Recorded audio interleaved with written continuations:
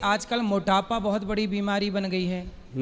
मोटापा है तो बहुत सारे लोग मोटापे को कम करना चाहते हैं, वजन को घटाना चाहते हैं। तो मोटापे, अभी मैंने सुना टीवी पे चल रहा था कि मोटापे को कम करने के लिए अंग्रेजी दवाई किसी ने खाई तो बेचारे की मृत्यु हो गई।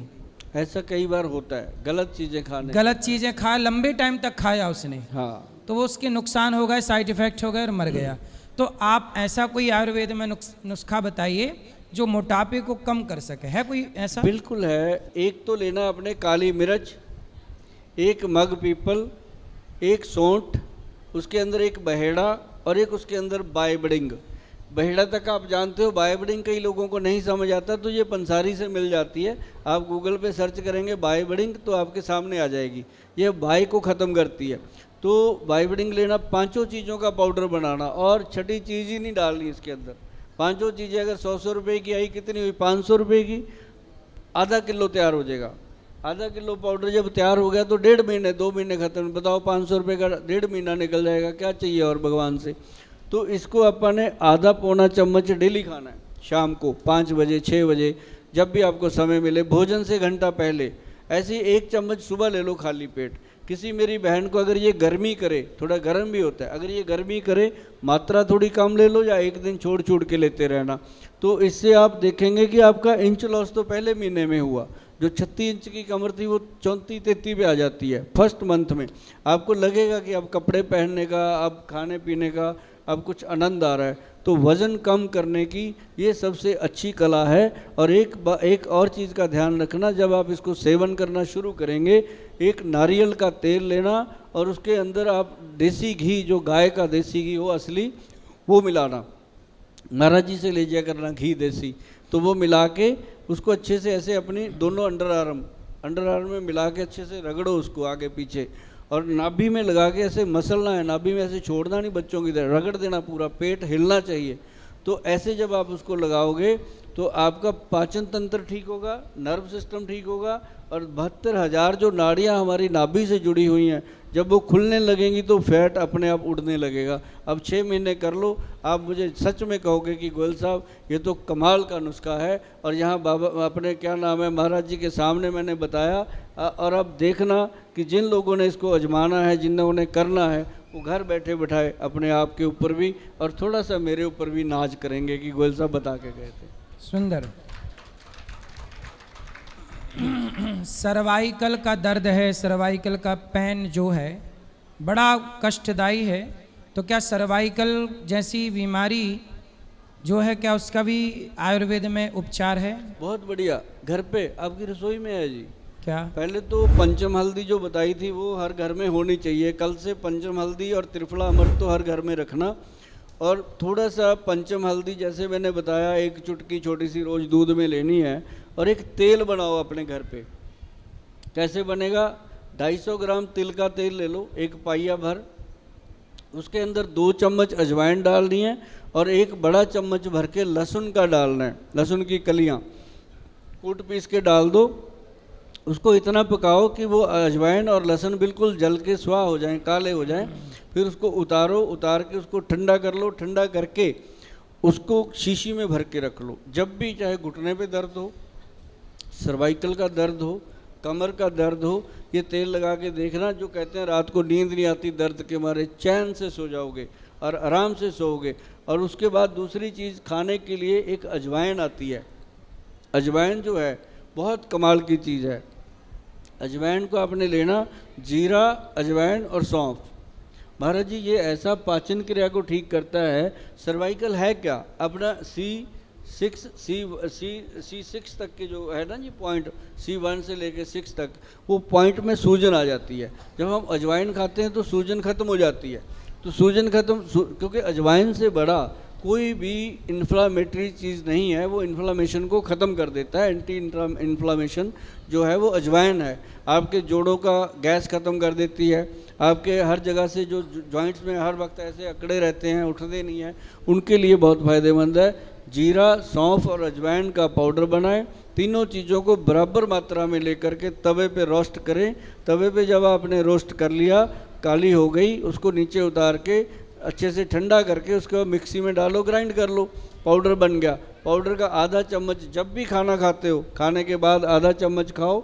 आधा चम्मच खाने के बाद आप देखेंगे पाचन क्रिया कितनी ठीक होती है और कैसे आपको बहुत अच्छे से उसका सेवन करने से चैन मिलता है। ये दर्दों में, पूरे शरीर के दर्दों में फ़ायदा होता है। वाह। अच्छा, आजकल सबसे बड़ा समाज में सुनने को मिलता है कि पथरी हो जाती है, किडनी स्टोन भी कहते हैं।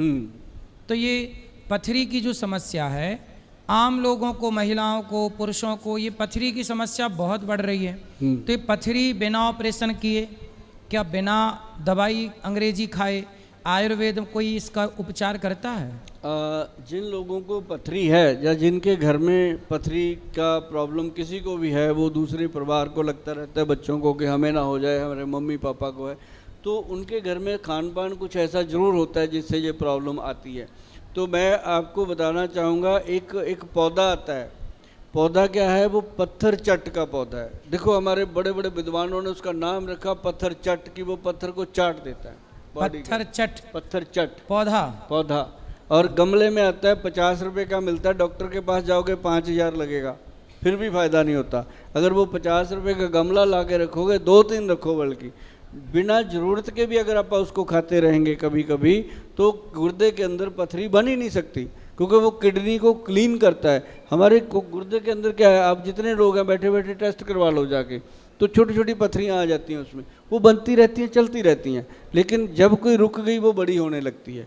तो जब हम पत्थर चट का पौधा लेके उसके पत्ते रोज़ 2 चबा लिए आराम से, चबाने के बाद पानी पी लिया, तो देखना खाली पेट करना होता है ये काम, कभी भी पथरी नहीं बनेगी। और जिनकी पथरी है वो धीरे धीरे गल के ख़त्म हो जाती है। पत्थर चट से बड़ी कोई चीज़ है नहीं इसके लिए, और मैं बता भी नहीं पाऊँगा। पत्थर चट नाम का पौधा है, उसको घर पर ले आओ, उसके 2 पत्ते सवेरे खाली पेट खा लिया करो, पानी पी लिया करो, तो पत्थर चट जो है, शरीर में जितने भी पत्थर वत्थर हैं सारे पत्थर को वो चट कर जाएगा।